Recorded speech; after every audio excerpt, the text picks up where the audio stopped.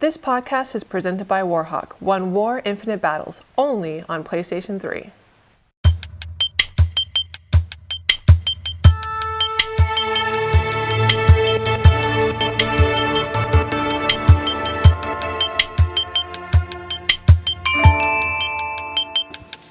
Hello, everybody. Welcome to yet another episode of Podcast Beyond. I'm Games Editorial Manager at IGN.com, Jeremy Dunham. Today I'm joined, as always, by Editor-in-Chief of the PlayStation team, Chris Roper. Yo, what up? Hey! And Editor Jeff Haynes. How's it going? And Associate Editor Ryan Clements. Hey everyone, how are you? For the second week in a row, Greg is not with us, but this time it's not because he's covering an event, it's because he is recovering from covering the event. Yes. But he'll be back tomorrow, right? Yes. He'll be back, and then he'll be in next week's podcast. Yes, and he is alive and well. I talked to him today. That's good. Yep. He sent us an email too. He's alive. Mm-hmm. Excellent. So it's good to know that everyone is alive as well. Did he bring back beer? I don't know about that. Damn it. I think that's a customs problem, right? It might be. I don't care. Yeah. But they sell beer here in the Smuggle United that States, in. so I can just go and get some. That's true. There's So a it's okay. Bevmo just down the street. Yeah, so. All right, I'm out. See ya. It's the beginning of the show. Everyone knows what that means. It's time for the Roper Report. Time for some news. Okay, so as of last week, we'll start with the basic thing that happens every week. Sony updated the PlayStation Store. Yeah, we saw demos for Dirt and Folklore go up. The new Metal Gear Solid 4 trailer deal went up there, and a bunch of other movie trailers for upcoming theater films. The Metal Gear Solid 4 thing ties into German Games Convention, which was happening all last week. So there was a fair bit of news from that. Rock Band is coming to the PS2, which is a pretty big deal for people that don't have a PS3 or 360 or whatever. A bunch of announcements were made for Europe specifically with regards to the PSP and PS3. Things like the exclusive PSP colors are coming, like yellow for the Simpsons movie and red and black for Spider-Man 3.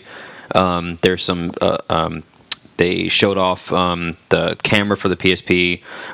There was a bunch of other random things like the TV adapter for the PS3, so you can watch TV on it, et cetera, et cetera. There's no release information given on whether it's coming to the US or not, but it doesn't make any sense for them to put that much money into hardware and not release it in the United States.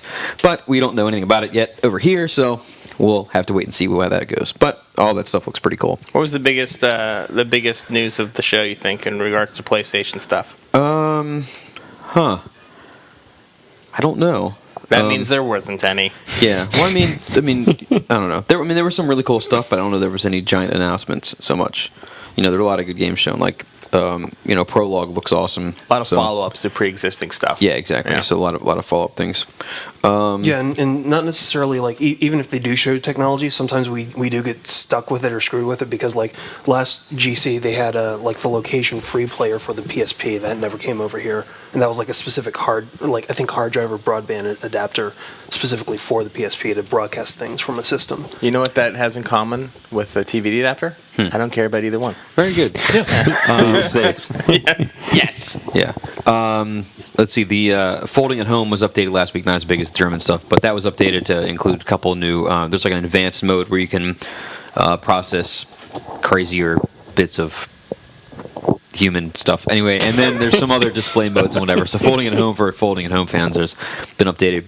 And then possibly the biggest news, sort of, I guess, is that Manhunt 2 is back on the radar. It's coming out this Halloween, nice. And with an M rating. So Rockstar has sort of toned down a couple of parts of it. I don't believe they gave any specifics on what they took out. That'd be good to know, though. Yeah, it would be good to know. Although at the same time, though, they only showed us a little bit of the game from time to time, so we only saw a few different kills. So it's like, would they ever want to tell us that, hey, we had this kill where you could pull out a guy's eyeballs and make him eat it, and then not have it in the game? There's no reason for them to tell us about that stuff if it's not going to be in there. That'd be pretty amazing. Perhaps we'll never know. PS3. But it's coming out on PS2, PSP, and if anybody cares about the Nintendo system, on Halloween. So there we go. I think it'll probably sell best on Wii, actually. Yeah, I think it probably will too. But I mean, remember the PS2 has still 120 million units are out there, 118 million, whatever it is. So it does. But I think this is going to be the transition year for most PS2 owners. I think they're going to move on to PS3 or Wii or 360 from their previous system. And Yeah, they're but gonna be people going that for haven't new done that stuff. yet, though, need a game to kind of keep their system going until they make the leap. So, Manhunt 2 should fill that gap pretty well. I think this is the last high-profile PlayStation 2 game. I think so, yeah. I think it's going to be pretty much it. That's good, though. It extends the life a little bit. We thought it was going to be, Guitar Hero. Now they're getting Yeah. Rock Band and Manhunt. So that's two good bonuses for PlayStation Yep. 2 people. That it for the news? Nothing else interesting happened? Well, I mean, there's all kinds of stuff that came out of Germany, but that applies to most, everything. So, same deal. We found out So- today that Super Puzzle Fighter HD is coming in on PSN this week. Correct, yeah. Red. That's coming out. So that's good news. But we get it a day after the Xbox guys do. Yeah, that's just due to Xbox updates go up on Wednesdays, PlayStation Store goes up on Thursdays, et cetera, et cetera. The big question is, since no one has played the PlayStation 3 version yet, is how it's going to compare to the 360 version, if anyone has seen them running side by side. You would think it would be exactly the same. You would, but who knows? Yeah.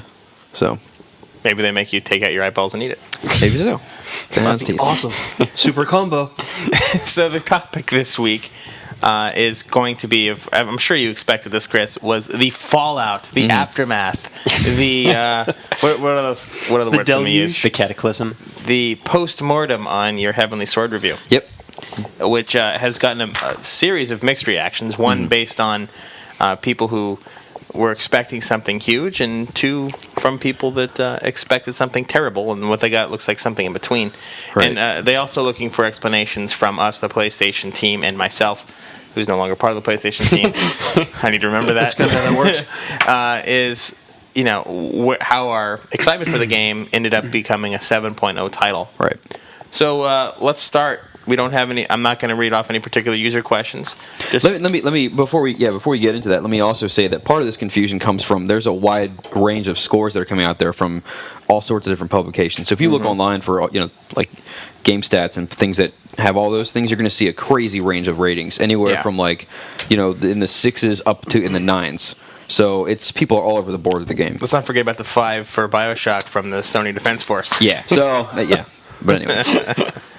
But so everyone out there who's listening to this, so they understand, what was the difference between your excitement level before, which an excitement level that I shared for Heavenly Sword, and the end product? How did it go from this game looks like it's going to be really fun to this game is just decent, it's a 7.0? So in short, the game has very good mechanics. The combat system's awesome. So if you play a little 10-minute demo, that all of that's very fresh, and you're kicking ass for 10 minutes, and then it ends, and you're like, I want more of that. But the problem is the game doesn't ever really give you too much more. So you do that same thing you did for 10 minutes for 6 to 8 hours, and there's not really any sort of change in what happens there. There's not many enemies or whatever, so it just basically becomes very repetitious. And that, in short, is why it's a 7 instead of an 8 or 9. So if it is so repetitious, why is it decent? What makes it actually not lower, just passable or even mediocre? Well, I mean, like I said, the combat mechanics in the game are awesome. There's a couple flaws. Like, I don't like the fact that you don't have a specific block button, so you can't take Noriko out of a combo. You have to kind of wait until she finishes.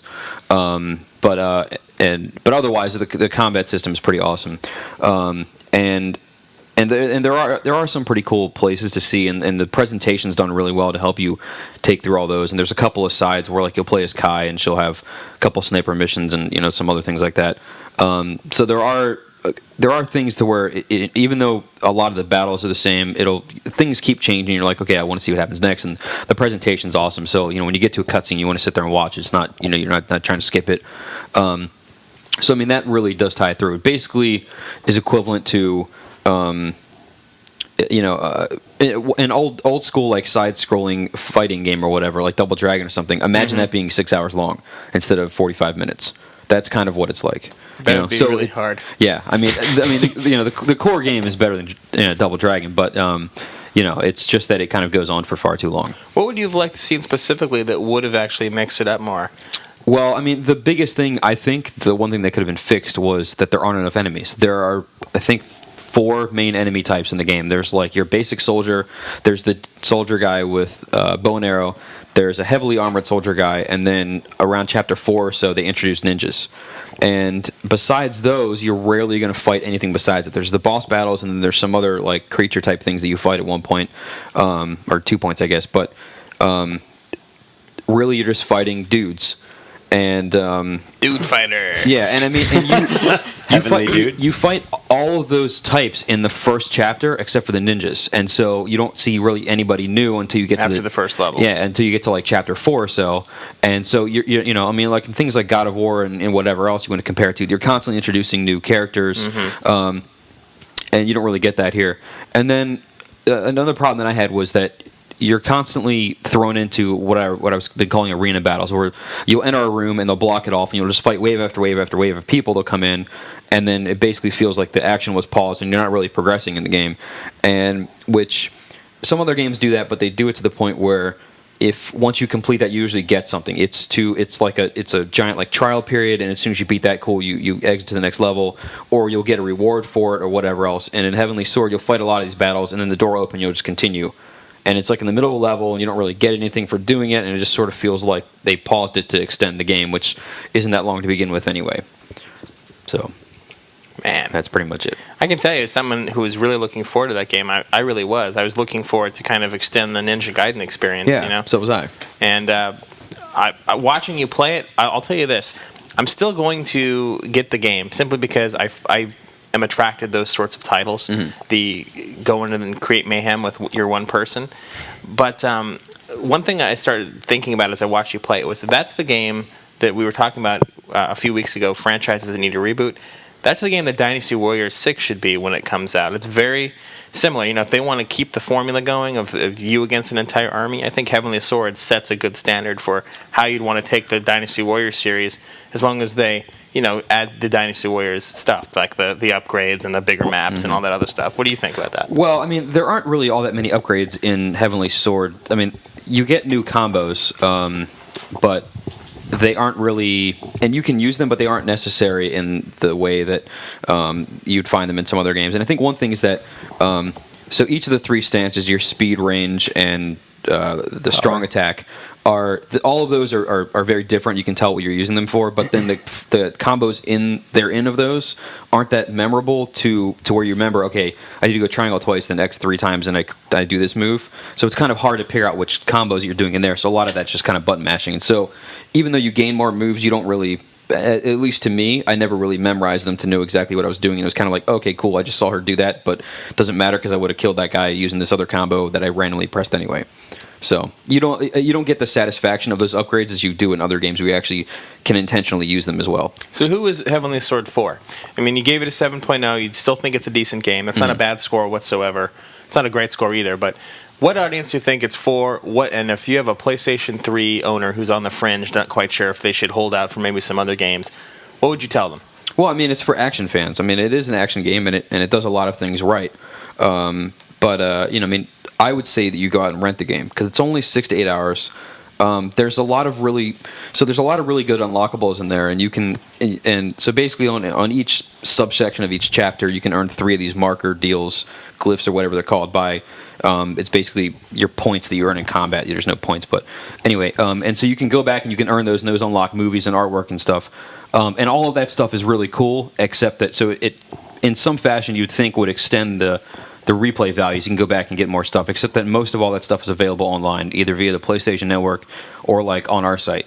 We already have a lot of those movies. So like the behind the scenes movies, there's like a half dozen of those, and there's some of the anime shorts, and so there's really cool stuff in there to make you go back and try to unlock stuff, but you can already get those. So I mean, so really what I'm saying is the game is only about 6 to 8 hours, and then you don't really have a reason to go back and play it again. So it's definitely worthy of a rental. But you know, I mean, it's not worth $10 an hour to pay for, pretty much. Another game coming out this week is Warhawk. Finally, one thing that needs to be clarified before we start talking about that title is that it's only going to be released on the 30th in European territories. That it's still going to make its 28th release date here in the U.S. Correct. So tomorrow. So tomorrow it will be out. It'll be ready. Servers are down right now, unfortunately. Yep. So so that review is probably going up later in the week, so we can really test it in a community environment. Right? Yeah, exactly. But Jeff, you've played that game extensively, more than anybody else. What are your thoughts so far? Give the people listening a heads up of what you think of the title. The biggest thing is that a lot of well, we've played a ton of the beta, and we played a lot of just like other games with either the press or other events. And part of the thing that's really impressive about Warhawk is that they've been taking all of the information that they've gotten from like the beta and all the dialogue from events, and they've been putting it in. And that's probably one of the things that makes actually reviewing it like a little bit trickier too, because if you remember, like, oh yeah, you could mind spam this, or you could do this with this little trick on like a lightning gun or a cluster bomb. Then all of a sudden you realize that's not there anymore, and then all of a sudden your strategy on how you're going to approach it gets completely changed and turned around. But it's really nice to actually see how cohesive the package is. It really is one of those things where, I mean, yeah, they're going to be exploits like any multiplayer game, but a lot of the ways that they've locked stuff down is really intelligent. I mean, they really tie a lot of it to the badge, the ribbon, the medal system, so that a lot of the things you will unlock, and there are a lot of unlockables within the game, are solely based on how you progress through it and you gain new ranks, because there's a lot of stuff that's actually locked away, and you don't even have access to it at the very beginning. You have to move You don't up. have 6 access to it? Yes, you don't. Yeah. That was quite witty, my friend. You played the most recent version with Dylan when all of you guys did when he was in the office a few weeks ago for a podcast. What are some of the things you noticed were different from the beta? Geez, there's a ton. I mean, for one, the pistol damage, which could just frag anybody, including a sniper rifle, has been toned down because of the range distance. Mm-hmm. Now, sniper rifles are actually like more powerful as far as like range, but that's partially because you can snapshot a sniper rifle as opposed to having to bring up the scope and then try and aim somebody in the sight and then like fire it off. You can just snapshot it if you line them up. But the pistol damage, which was easily one of the most dangerous weapons in the game, has actually been toned down. You have to be in a specific medium range situation to gain the power advantage. So anybody that actually has a ranged weapon, such as a rifle, M16, bazooka, if you aim it for the splash damage at the feet, throw a grenade, even if you like get up on somebody with a flamethrower, you have a better chance of capping them before the pistol can take the power out on you. What about the vehicles? Vehicles are actually still pretty decently balanced. The one thing that still stands out to me is the Nemesis feels like it's still a little bit more maneuverable than the Warhawk. Part of it's just like, if you're doing an M1 and an S turn, any kind of evasive maneuver on anything, especially if you have a missile that's locked on you and you're trying to scrub it, the Nemesis feels like it's a little bit more maneuverable in the air than the Warhawk is. Part of that could be just like a feel-out thing, but it feels like you almost spin some of your turns a little bit faster. But that's solely in the air. On the ground, the Jeep is still really, really maneuverable. It's a little bit quicker, it feels, especially if you're doing like a turn or if you're trying to do like kind of a really quick fishtail, especially if you're trying to spin someone around on the rear turret. Tanks, it's a little bit easier to fire off shells. I think a little bit of the refresh rate is faster on tanks. You can actually rechamber a shell to fire either at a Warhawk or ground installation. And some of the turrets have actually been tuned back.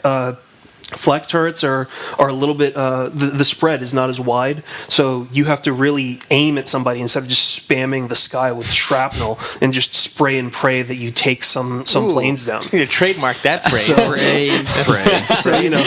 Wow. Like there's just like there really is now like a specific area where if you're shooting the flak turret that you have to be in, and if somebody's flying, you have to actually track him. You can't just throw up crap and hope that you're gonna take him down out of the sky. Now that's another game that's received mixed reviews so far from the press that has reviewed it. It's gotten some 6s and 7s and 8s, and it's going all just like Heavenly Sword. Yeah, it is. Bottom line, obviously, we're not going to pigeonhole you into a score yet because you haven't played the final version on a server with other people. But is it fun, in your opinion? Do you think it's going to be a game that people are going to enjoy, and do you enjoy it so far? Yeah, I think it's fun. I know that just reading the boards, there's hundreds, if not thousands, of beta testers. All of them are basically like giving testimonials about how much fun they're having, how much they're like waiting to get on. I'm probably going to see a lot of them like online later tonight because I know that there's going to be a ton of people that'll like stay up, download it from the store, even if they buy the retail version, and we'll probably be jumping in and fragging each other like at midnight tonight, and I'm looking forward to it. Yeah, and we have the retail versions in now. Real quick, before we move on to reader questions, if you could touch a little bit on what comes in the retail package. I know, Chris, you looked through it quite a bit. Yeah, so you get the box version of the game, as everybody's mentioned. You can download it online, and you get the same game. The game is exactly the same, but if you buy it in the stores, you get the game, and you get a little USB Bluetooth headset. Or it's a Bluetooth headset that powers. But there's a problem with it, right? No. Well, there's no problem with it, but the little more of an annoyance. An annoyance is that there's a little, like, I don't know, 1 foot maybe USB charger that comes with it. Except that the stupid plug that you charge it in with is like a proprietary thing. So if you lose their plug, you can't just use a standard USB cord, which kind of sucks. Yeah, but it seems like it's specific to that Jabra headset. I don't know if you have another Jabra headset, if like you can still use the same plug on it. It's a tiny little. It's smaller than the. Now the package is cardboard on the outside. Correct. Like like a lot of the special editions. But when you open it up, does it have a jewel case? Yeah, it has. Inside is the standard PS2 or PS3 jewel case in there. It just has the DVD style size, or the Blu-ray size. Yeah, exactly. Okay. And it just has the box to hold all the other stuff in it. Cool. So look for that review sometime this week. You guys have a rough estimate as to when that could go up, or is it just when it's done? TBD. I mean, Jeff's going to be reviewing the game, and he's played so much of it beforehand that he doesn't really need a whole lot of time coming up. So as soon as it goes live, it should be up soon thereafter. Yeah. But we do need time to play against the community and see how well it works against everybody. Yeah, and that like setting up a couple games like server-wise and everything else. I mean, like that's probably one of the biggest things. Like because a lot of it is really tied to online, whether that's doing your stat tracking so you can actually move up. Like, even if you set up a LAN game, you have to actually log back onto at least an online server just so that you can get your stats back up and unlock more stuff. So doing stuff like that, creating some games, and also just banging around on the server, because they have changed so much that there's a part where I don't want to misrepresent something that was there, but it's old because it's been changed like 1 or 2 months out. So find out by the end of the week. Definitely. And now it's time for reader mail. And in Greg's absence, I will say this in his honor. Reader mail. Manberg 900 wants to know if we prefer 2D fighters or 3D fighters. For example, does Tekken 4 get beyond by Marvel vs. Capcom 2? Does it get beyond by Marvel vs. Capcom 2? Should the 2D fighting genre be brought back as in a Street Fighter 4 game? Ryan, you've been playing a lot of Fatal Fury lately. Yes. What's your opinion on this? No. Sorry. I think, I think this is definitely just a matter of opinion. I personally prefer 2D fighters just because I think that it preserves the traditional feel of, having two sprites, on the screen and just duking it out. And it allows for a certain sense of simplicity while counterbalancing that with a sense of complexity if it's something like a Guilty Gear or something like a more recent 2D fighter that there's a lot going on even though it doesn't look like that on the surface. So I personally prefer 2D fighters, but what about you guys? I'm not a huge fighting game fan. I like the ones that are more easy to pick up and play. Like, I love Soul Calibur because you can kind of get in there. Yeah. A tale of souls and sword. It's finally retold. And I'm not into Tekken or Virtua Fighter or anything like that. Virtua Fighter is way too complicated for me. You have to there's moves based on stances, and once that happens, I'm done with that. But you just played Heavenly Sword though. That's not a fighting game. What are you talking about? Because he stances moves based on stances. Yeah, but that's like if I go into the stance, I do. It's a joke. Sorry. Anyway, joke. but I don't know. I like both games though. I can get into 2D fighters. I get into 3D fighters. I hope that one never kills off the other. I think there's room for both, definitely. Yeah, me too. Yeah, I happen to have a lot of nostalgia for 2D fighters because, a lot of the fighters I played were like Samurai Showdown, old school Street Fighter 2. So I really have a lot of nostalgia for 2D fighters, and I love playing those. That being said, I do like Virtua Fighter. That really is a nice pure fighting game as far as just like one style versus another style, no weird gimmicky things. If you're looking for no fireballs, no superhuman moves or anything like that. But I agree with you. I hope that 2D never ever really gains a stronghold over 3D or vice versa, and they just die out. Yeah, I have a preference for fighting systems and franchises over styles. Really, I'm a huge fan of the early King of Fighters games. I really like 96 and 97. I think they're really put together well. My wife and I played the hell out of 97. She's also the only person I know that can beat level 10 difficulty against the super cheap AI. So shout out to you, hon. And I also love Tekken, as everybody here knows. I'm not the greatest player in the world at it, even though I used to think I was. But I think that's a game that has a lot of depth to it. Really smart, great characters. I really like the style. And Virtua Fighter, of course, if for any 3D fighting fan, I think is pretty much addicted to that. Not a Soul Calibur fan at all. I'd find it way too simple. So I guess I like complicated fighting systems, but that's just me. Obsessed 86 says that BioShock has been rumored to be coming to PS3 for some time now. Spring 2008 has been the rumored date. Have you heard any more news on a possible port to PlayStation 3? Do you know any details on the exclusivity deal with Microsoft? In your opinion, do you think we'll ever see it on the PS3?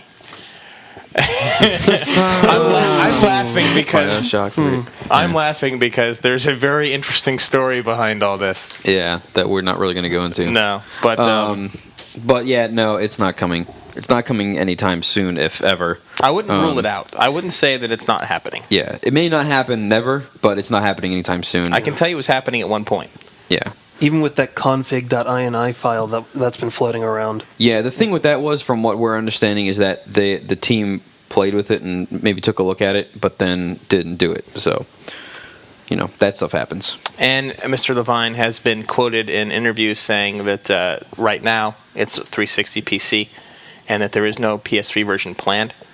But, things change. So it was planned at one point, I can tell you that much. I mean, and keep in mind that the game just came out, and I don't know what the details of, if there are an absolute exclusivity deal with Microsoft, I don't know what all those details include, but the game just came out, and so if it ends up selling 2 million units, then maybe they're going to turn around and say, hey, let's make more money on the PS3 and port it. So yeah, and from what I understand, it is doing pretty well, so yeah, that might very well happen. But yeah, I don't think it ever got past the planning stages. Basically, this is a possible system we could bring it to, and then after that, I think it was all politics. And it's not because it's too hard to program for. Just throwing it out there. Renderman has 1,000 questions. Whoa! He doesn't really, but there are a couple trillion. Jeff prepped the sheet for me today, and I'm looking at the Renderman thing, and it's he had a page and a half on its own. He has pressing questions. He's an inquiring mind. He needs to know. Sounds like a Naruto attack. 1,000 questions. But several of his questions other people ask, so I'm not going to ask those until I get down to this one, which apparently he wanted an answer to when Dylan was on, and I can't answer it because it's about me. It's for you guys about me, which is a very awkward question. Is Jeremy smug? He seems smug. In a nice way. You smug and then bastard. Then he has a question for everybody about everything, but that's his first question. So go ahead. Does it end in a nice way? It does. That's what it says. Is Jeremy really smug? He seems really smug in a nice way. I didn't know there was a nice way to be smug. I don't know about that. I don't know what that means. I don't know. Friendly smugness. Mm-hmm. I don't know. Smug isn't happy? Because you seem happy most of the time. I'm a happy guy. Yeah. No, I think there are only a few moments in which you've actually been smug, but there's usually been a reason for you to be smug. I'm sarcastic. Oh yeah, you're a sarcastic bastard. We'll give you that. But I don't know. Also, keep in mind you're asking the group who is paid by me to ask to give their. Hey, tell us about what's your boss? The like? boss. Yeah. How awful is he with him in the room on this podcast?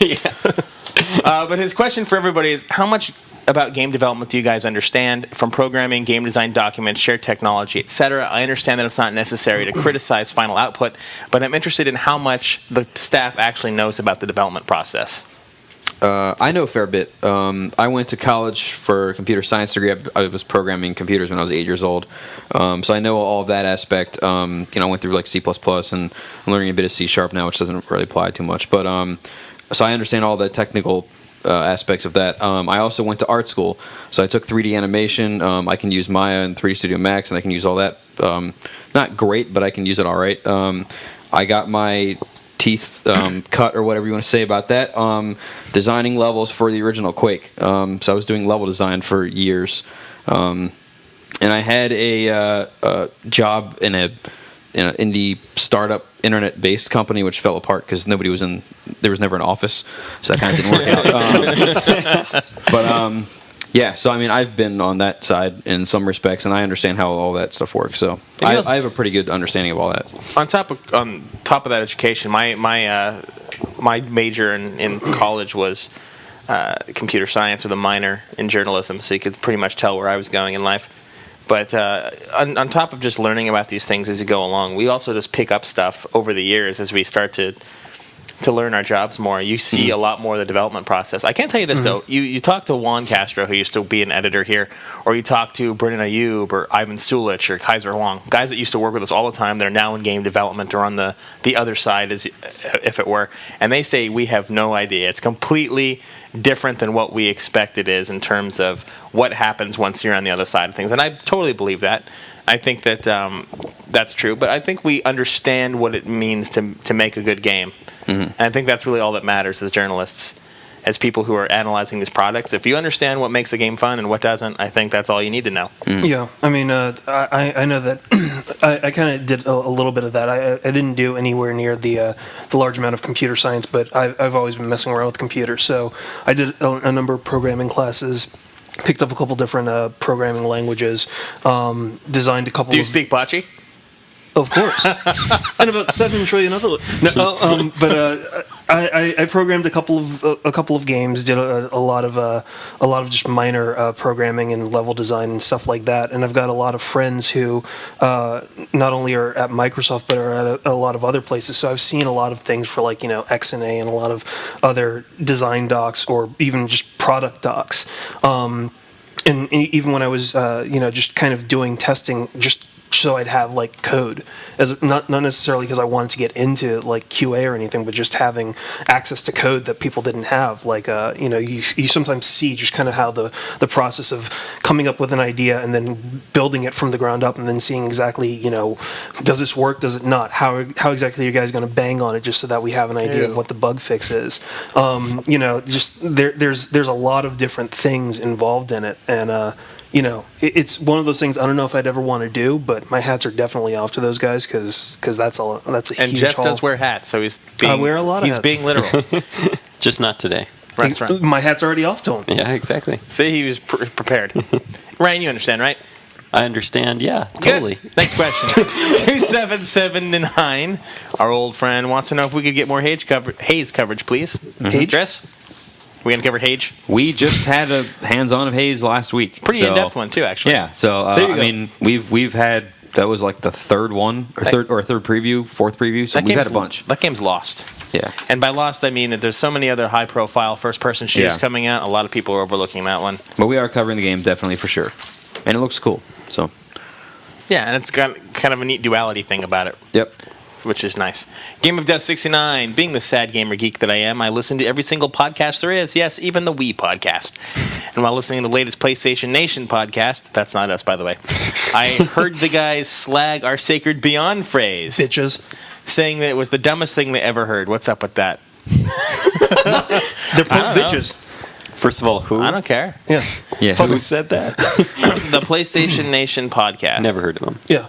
Whoever the fuck those guys are. I don't care. I mean, they can say whatever they want. Yeah, they can say that if whatever. they want. I Whatever. like it. Let I them. like Jeff's Beyond. all taking it personally over here. Like, fuck those guys. I don't know. I don't care. I don't know who the fuck they are. I'm like, everybody else is like, yeah, that's all right. Jeff's steaming in his chair. He's like, I hate them. I want to know who they are. Maybe it's just my internal Tourette's. I don't know. Fucking, shit. No, I mean, everyone's entitled to their own opinion. Right? Yep. Not It's right. just- exactly. You have Thanks. to earn that. Fuck those guys. Thanks, But Rob. apparently nobody cares here except for Jeff, who is going to, I guess, hunt them down. Rogue Leader Stay on target. wants to know if there's some hope for a new Colony Wars title. Oh, and if we could also let us know about any other old franchises that we've heard about possibly being brought back. Not for Colony Wars. I mean, that was an old Psygnosis franchise, and those guys went the way of the dodo about 10 years ago. Sony still has a license. Yeah, they still have the license, but I don't think they're going to dip back into that Wayback Machine.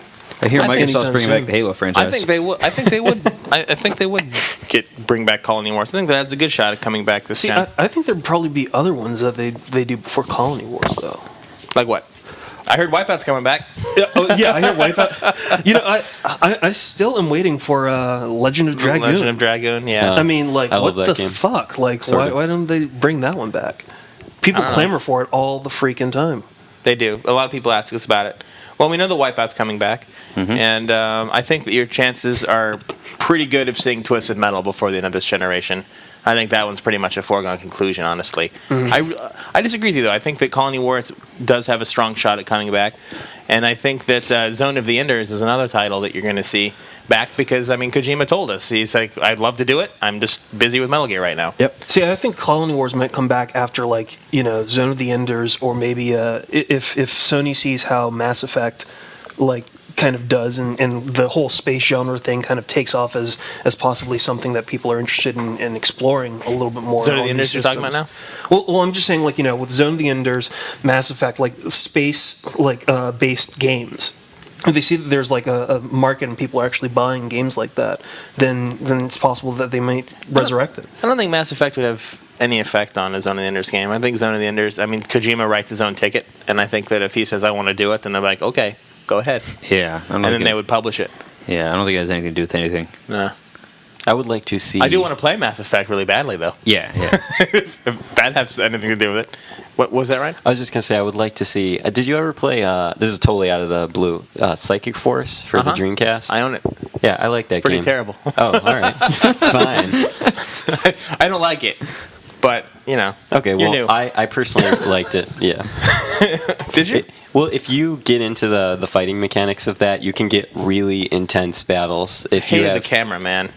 Well, it's certainly not a perfect game. I didn't claim that. I'm just saying that my friend and I got so good at it because we just happened to stumble upon it and we started playing it because of Dreamcast. We didn't have anything else. And if you learn it well, which is what the two of us did, it becomes one of the most intense fighters I've played in a really long time. Like fast, crazy, skilled, precise. It was really awesome. So I kind of wanted to see that again, but I don't think anyone cares anymore. So No. that's okay. I still have the classic one. That's Very good. And it's still in the office if you want to play it, by the way. Yeah. We've got it over in the cabinet. Cool. And also, I think since he saw Ratchet and Clank, it's coming out this year, I think chances are good you're going to see Jack and Daxter again. Yeah. They'd have to start a new story, obviously, since they wrapped up the last story in 3, but Maybe be built off the racing title or something. ooh, I hope not. David Duell is curious about what our thoughts are on John Davison leaving 1UP and Ziff Davis. He always finds it interesting to hear game media talk about competitors because everyone seems to know each other pretty well. I've never met him. Neither have I. Anybody here? Nope. I've met him once or twice, but I know that he's an Smug? important part of. No, I don't know. I don't know. I know that he's an important part of their operations over there. yeah, and like some people just have different opportunities and they need to just take Take 'em. advantage of them. On a related note, NetJob Jim says that he would like to hear our thoughts on the same topic, and says, in fact, Jeremy, you need to hire him. He's awesome. Ring him up and try to convince him to ditch his new website. Ring them up. Offer him $200,000. No, actually, it says $200 million a year, and make him join IGN. If he refuses, you know what to do. First of all, I'm trying to figure out where I'm going to come up with $200 million. Damn and straight. why I'll would take- pay I'll it to take- somebody else? I'll take 1/2 of 1% of that $2 million. Hook Yeah. brother up, man. Damn. Yeah. Okay. Hey, No, if you he can got have it. he can have his own website. Some weird questions this week. Monolith 2001.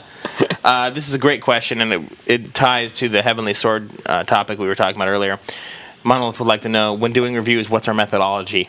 That is, do we do our review with only our own personal thoughts in mind, or do you try to put yourself in the reader's shoes? Do you review games with its target audience in mind, with appeal to gamers in general? Do you review games for what they attempt to do or what they should be, or what they are? Lastly, don't you feel that the 100-point system, such as the one used by IGN and most other review sites and publications, are overkill given the inherent imprecision of a subjective review? After all, we really want to know if a game is worth getting, and who knows what the difference between a 7.7 and 7.9 is. Technically, wouldn't that be the exact same thing as Now- being in school? There are two. What's the point between a 91 and a 92? There are two answers to this one. The answer one, before I let the guys speak, is going to be their opinion of what they think of the review system. And then the Right, answer but- two is going to be why we use the review system we do. Yeah. For answer one, I'll answer this thing is it's whenever you review a game, it is a very personal thing. If you don't like a game, you don't like the game. If you like it, you like it. Personally, when I'm reviewing something, if there's something about the game that I don't like, but I know that it's just my small gripe with it, I don't hold it too hard against the game. For instance, if a game has a bad camera and I know everybody's going to hate it, then okay, that obviously there's a major fault there.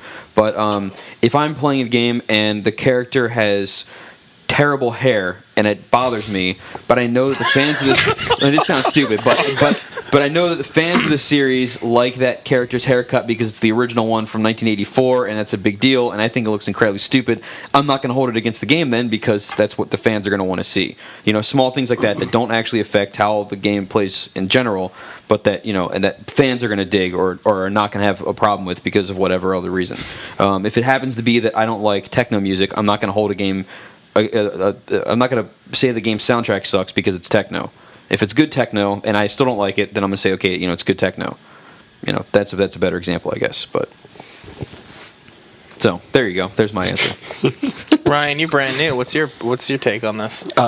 Which part of the question? The whole thing. Because at the end, I'm going to tell everybody the official line. Mm-hmm. The official line. That's right. I was going to say that since I'm new here, I don't know the deep rooted mechanics that were originally found, our grading system was founded on, although you've explained it to me in brief. Mm-hmm. So as like an...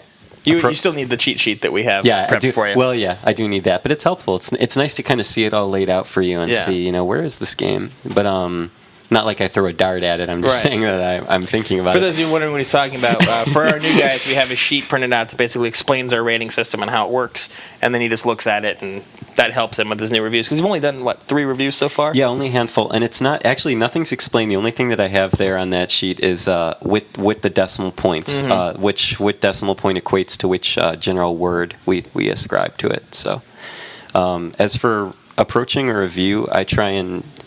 As Rope said, it's definitely a personal experience because every single gamer will approach every single game a different way. It's just inherent in being different people, unless you're some sort of crazy identical twin with the same brain. But what? What's up with the Zaymot Tomax reference, dude? But anyway, I'm just saying that, but I think that it seems apparent to me that everybody tries their absolute hardest to keep it as expansive as possible in writing a review. I don't really like this kind of game, but I think that it seems really high quality for its class. So, and I think a lot of people would like it. So, yeah, reviews are all about. You pretty much agree, yeah. Yeah, to a degree. One of the biggest things that always helps me or stays in the back of my mind is that one of the biggest things that I always want as a review is if I was a kid buying a game, I want to know if it's actually worth the money I have, because I don't necessarily have it.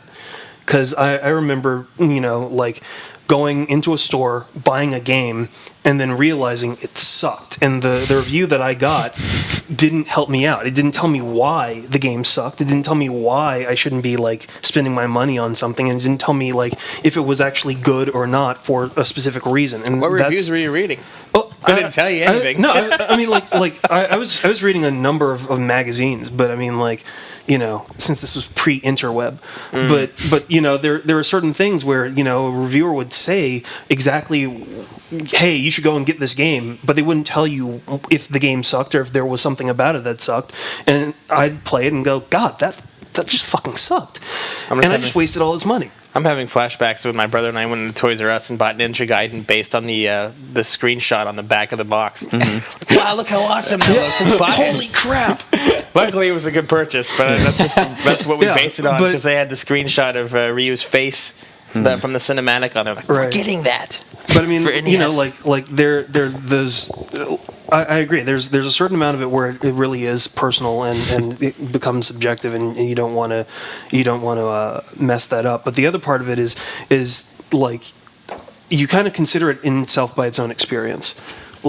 If it's one of those things where you actually enjoy the game and you have fun with it and you can see what the issues are, that's probably the biggest thing that I use is, am I having fun with it, and can I actually discount if there's serious issues with it? Because that's going to be one serious part of it is the gameplay. Yep. I thought you were going to give us the That's the official official line. The official line is this: whenever you're approaching a review, number one, we try to get everybody who's knowledgeable about a genre to review the genre.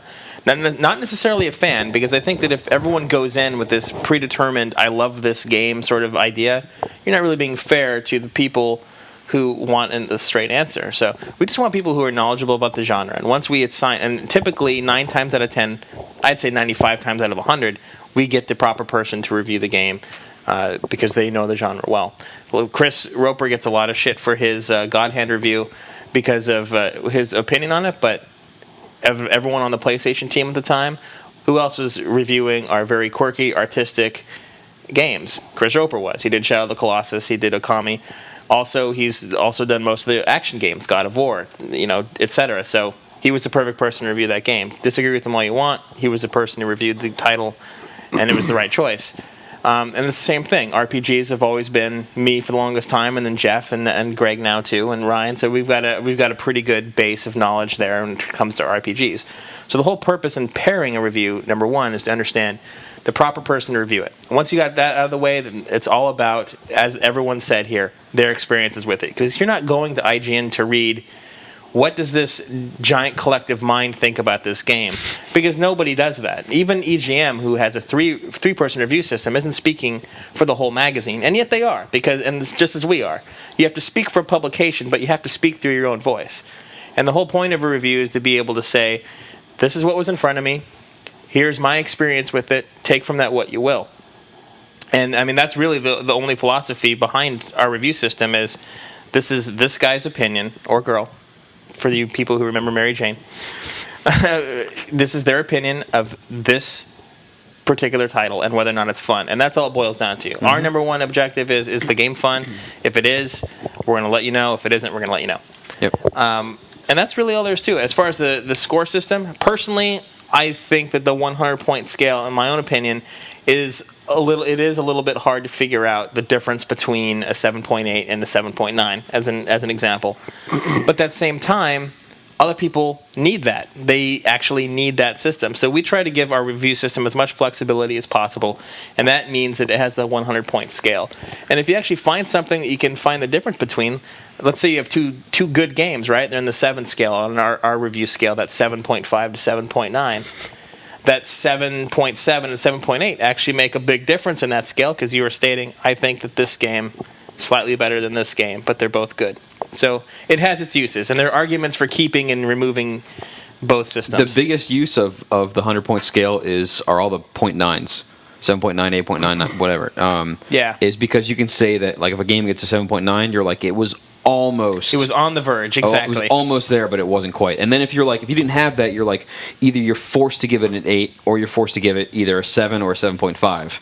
And either of those scores are too low, but you think the 8's too high, so you're like, okay, 7.9. No review system is perfect. Nope. Ever. Never will be. I for years now have wanted to introduce the pizza scale. Where you say, Jeremy remembers this probably from years ago, where I say, how good is this game? Oh, it's a supreme pizza. And you're like, how's this game's alright, it's pretty average, it's a pepperoni. And you're like, this sucks. And you're like, it's a Mr. P's $1 pizza. But I don't know if you remember this or not. Part of the problem with that review scale is then opinion comes into it, and for instance, you're a great example. You don't like supreme pizza. Exactly. You prefer the pepperoni to the right. supreme pizza. But we'd go by topping count. Basically, exactly. Would be the review. I thought you meant number of slices. And I was like, no. This is a 12 slice. It would be the number of toppings and the size. So if you have a 20-inch Supreme, that's like the greatest game ever made. Final question from EB Poll. Wants to know if the PS3 is going to have an amazing Q1 beyond Burnout, beyond Burnout, Killzone, and Metal Gear Solid. What else can they expect in 2008? Well, if that's Q1, if they get those 3 games in the first 3 months, then that's a pretty awesome Q1. Yes, it is. There's a ton of stuff coming. Dates in Q1 area are like, hey, it's coming in this area, but they could be June or whatever. But you have GTA 4 is coming out at some point. Q1. Q1, but that also, Rockstar time also includes April. It's actually February 1st through April 30th or whatever. And Rockstar special time. What's the date Basically, on DMC4 right now? Is that just that 2008 sometime? But from what I understand, March? it's also Q1 somewhere in we there. might see that in Q1. There's a bunch of stuff we might see. And if we only had those 3 games, that's still fantastic. Killzone and MGS4 those would be massive. And then Don't Burnout. forget Infamous, which Yeah, has yet to Infamous. get a release date, but that is 2008. Yeah, so Infamous? it's gonna be good. The only thing that'll suck is if all those games get pushed back, it'll suck. They're That's it. so famous that they're infamous. infamous. That's right. Wow. And there's more than that Amazing. too. Wow. Gran Turismo 5 is next year. Yeah. There's a lot of titles coming. Can't believe I and plus got that there's one. a huge amount of titles that we don't even know about yet. Yep. I wouldn't worry about it. I think you've got titles coming. Pick of the week, everybody. Pick of the week. What is it? Do we have one? I don't know. I don't know. Do we? Did anything come out last week? That was the German Games Convention. What came out last week? Pretty I don't much. think really anything came out. Well, this week a lot of titles are coming out. You've This got week there's a Tiger lot of Woods. stuff. We have Stuntman coming out on 360, but it's being pushed back on PS3 a few weeks, so we're not Yeah. getting it. It's Warhawk, yeah, I definitely say Naruto. Warhawk. Naruto was last week, I think, right? on PSP. Yeah. Yep. That's a But- fun game. Yeah, you like that one? It was cool, yeah. Yeah. I would honestly say Warhawk. But pick of the week has That's- always been the prior week, Yeah. so we can't really include Warhawk. Warhawk's going to be it'll, next it'll week. be it for next week. Yeah, That's why I but gave for the this Just to shout let out you to know. Naruto. Also, I'll admit I got kind of used to skipping pick of the week because our show was always so long. So I'm like, whatever. No pick of the week. Yeah. Yeah. MGS4 trailer. How about that? there you go. Go on there There's and a download it. lot. There's a lot coming out in the next few weeks, though. Yeah. So, Warhawk for this week, and next week we'll pick a PSP, PS2 game. Yeah. Actually, you know what? I've got a pick of the week for them. Shin Megami Tensei, Persona 3, Persona 3, pretty good. There you go. I Yeah. started that. That's a fun game. isn't it? It keeps the tradition going. So there you go. Pick of the week. Great atmosphere. If you like atmospheric games, Nintendo has Metroid. Xbox 360 has BioShock. You old school PS2ers, you still have Persona 3 and a great atmosphere in that game. Right? Yeah. A couple programming notes as I'm surrounded by the incredibly excited PlayStation team here. You guys have a Yay. tournament to play, right? Yeah. Couple I think- hours. Yeah. Something We're like gonna that. do some Warhawk tournament. Yeah. Man, you guys have a busy day. Damn straight. Couple programming notes. Look for a breakdown. You guys actually listened to our request and sent us some secret information. Yeah, we have our own home deep throat There you go. operative. Hopefully we can come with a different title than that, though. Yeah. Hey, all the president's men, man. Come on. tell you a story. But we're going to have a small article going up on what we know about home and what a couple of people have managed to sneak our way from the beta tester side. Mm-hmm. And on top of that, we also have several reviews going up in the next few weeks on top of Warhawk. There's a Stranglehold coming out rather soon and several other games coming. Medal of Honor. Yep. Exclusive preview of Folklore this Thursday, There you go. which I'm excited Oh, about. snap. Folklore. Hey, Greg's all about that game. You like it too. Oh my god, yeah. Yeah, So so- far. Love it. And Uh-oh. you know what? Shin Megami Tensei roots in that game. Same guy. Or Think about it. think about it. So lots to come, Ponder. everybody. All right, that's it. Let's do our goodbye song. Beautiful. Sorry, Greg, you missed it 2 in a row, but No, it's all right. Damn it, Greggy. Ryan's goodbye song last week actually did pretty good. Fairly People well. really It liked was it. okay. Let's They see how he loved the does this lyrics. week. Let's Yeah. get I mean, into this this will be week interesting. may not be as legendary, but I'm joined once again by the incredible Jeff Haynes for some rhythm. Oh, real quick programming note. You ruined I my wanted to bring this up. introduction. I'm very sorry. Just really quick. I'm a huge Incredible Hulk fan. I have a ton of Incredible Hulk action figures and whatnot, and they're all over my desk. Anyone here can tell you. He does. But I have an extra one. Oh, snap. I have an extra gray first appearance Incredible Hulk from the Marvel Legends line. I want to give it to somebody. Nobody here wants it. Oh, snap. So somebody send us an email. Send it to the PlayStation 3 mailbag or the PlayStation 2 mailbag or PSP. You can just click on any of the links on the mailbags. Subject line? Subject line, Hulk action figure. And what I need you guys to do is tell me why you should have the Hulk action figure. And you know what we're going to do for you? We are going to sign the PlayStation team signature, plus my own since I'm not on the PlayStation team, action figure when we send it to you. Not that that adds any value. Our whole goal is to devalue it when we send it to you. We're probably written on his face on the body. So we want to devalue this Hulk action figure, but we will send it to you if you can tell us why you want the action figure. We're gonna get emails that are saying, "No, don't sign it. So You gotta preserve the packaging." Send it to that mailbag. Don't be honest that way. I'm also thinking of donating to the Game Scoop guys. Just a heads up for you people. You can let the Game Scoop guys know if you want it. I have a signed Yu Suzuki poster of Shenmue 2. It's his signature, and it's framed, and I'm going to get rid of it because my wife's making me clean out our apartment since we just moved. All your toys going away? Pretty much. So, there you go. I'm sorry to interrupt the song. Go for it. No, it's okay. You were beyond, dude. Yeah, I was, but that's okay. I'll reclaim myself one day, years from now. All right, we got Jeff Haynes on percussion again. Can you just do a little test, do a little drum roll, make sure I can hear you? Can we hear that? Yeah, you can hear that. All right. I don't think this really needs any introduction. So are you ready? Yeah, I'm ready. All right. 1, 2. Wait. Hey. I gotta count it out first. All right. I didn't know if you wanted to count it. I'm gonna count it out, and we go. All right, Ready? there we go. 1, 2, 3, 4.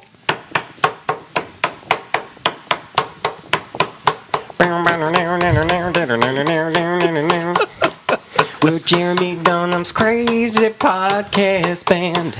We hope you have enjoyed the show. We're Jeremy Dunham's Crazy Hazy Lazy Podcast Band. We're sorry, but it's time to go. Jeremy Dunham's crazy, Jeremy Dunham's crazy, Jeremy Dunham's Crazy Podcast Band. Beyond? All right, we'll see you next week, everybody. Peace.